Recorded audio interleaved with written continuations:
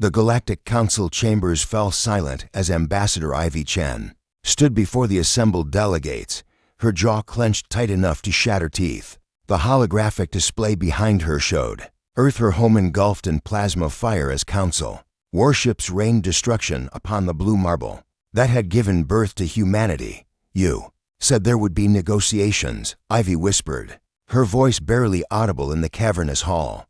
"You promised safe passage for our colony ships." The Vrex counselor, a towering insectoid creature with mandibles that clicked with barely concealed satisfaction, leaned forward. The council reconsidered. "Humanity's expansion must be contained.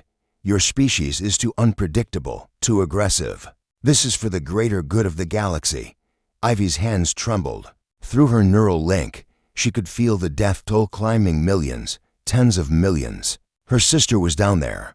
Her nephew. The boy who'd asked her just last week when Auntie Ivy would come home from the stars. "You have 48 hours to surrender all human colonies," the Vexian counselor added, its crystalline form refracting the light into cold, indifferent rainbows. "Failure to comply will result in similar action against Mars, Titan, and Europa." Caleb Rodriguez watched the transmission from the bridge of the UHNS Vindication, his knuckles white against the command console. The newest ship in humanity's fleet, and the council had no idea it existed. "Sir?"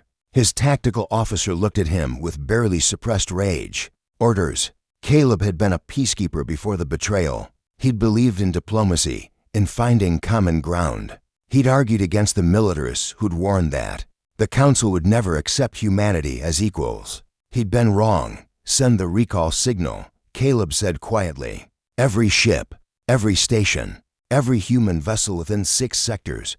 Sir, that's over 300 warships. If we pull them all back, do it." Caleb's voice was ice. "And activate Protocol Omega." The officer paled. Protocol Omega had been theoretical, a nightmare scenario that the Admiralty had planned for, but never believed would be necessary. It was the total mobilization of humanity's military might, including weapons systems that violated every galactic treaty ever signed. All ships responding. "Captain," the communications officer reported, "Admiral Zhang estimates full assembly in 72 hours. We don't have 72 hours.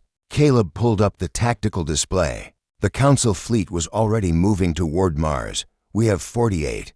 Back on the Council station, Ivy had been escorted to her quarters, a gilded cage with a view of Earth's smoldering continents. She sat in the darkness, tears streaming down her face as she watched her world burn. Then her communicator chirped an old military frequency she hadn't used in years. "Ivy." Caleb's voice was steady, certain. "I need you to listen very carefully."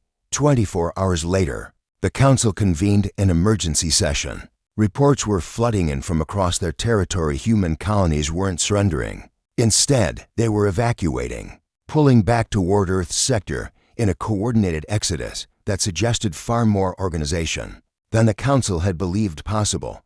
"They're massing their forces," the Vrex counselor observed. "Foolish. Our fleet outnumbers them 10 to 1. Perhaps we should reconsider," a smaller delegate suggested nervously. "The humans have always been resourceful." Silence. The Vexian's voice resonated like breaking glass. "They are primitives.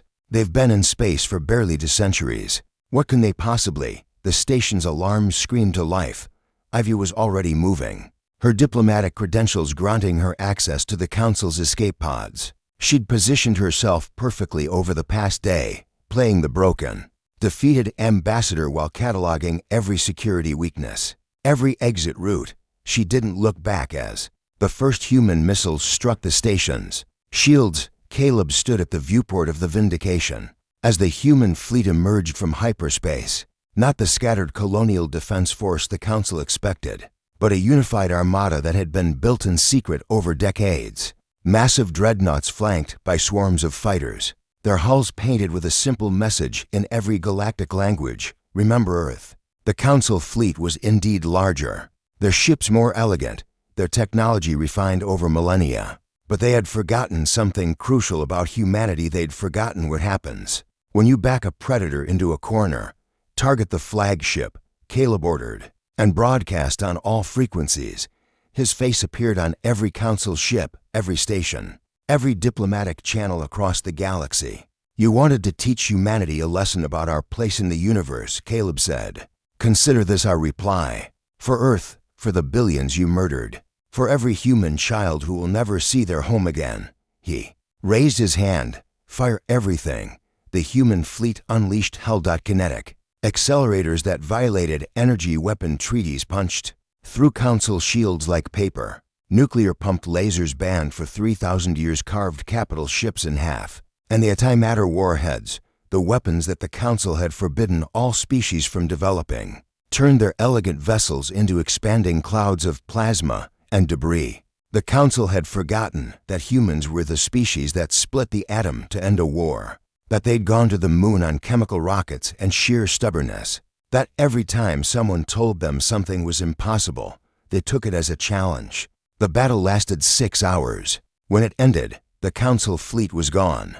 Ivy's escape pod was recovered by the Vindication 3 hours into the engagement. She made her way to the bridge, still wearing her scorched diplomatic robes, and stood beside Caleb as he surveyed the wreckage. "What now?" she asked quietly. Caleb looked at the debris field, then at the tactical display showing council reinforcements scrambling across the galaxy. They would come. Humanity had just declared war on an empire that spanned 10,000 worlds. Now, Caleb's expression was grim. Now we show them what humans do when you threaten our survival. They wanted to contain us, to keep us in our corner of space. He turned to his crew, to Ivy, to the camera feeds broadcasting to every human colony across the stars. Instead, they're going to learn why Earth didn't produce just one apex predator. We produced billions. And we remember. We always remember. Behind them, Earth still burned. But humanity's fleet was already moving, spreading out across the galaxy like a wildfire. The council had betrayed Earth. They would learn to regret it.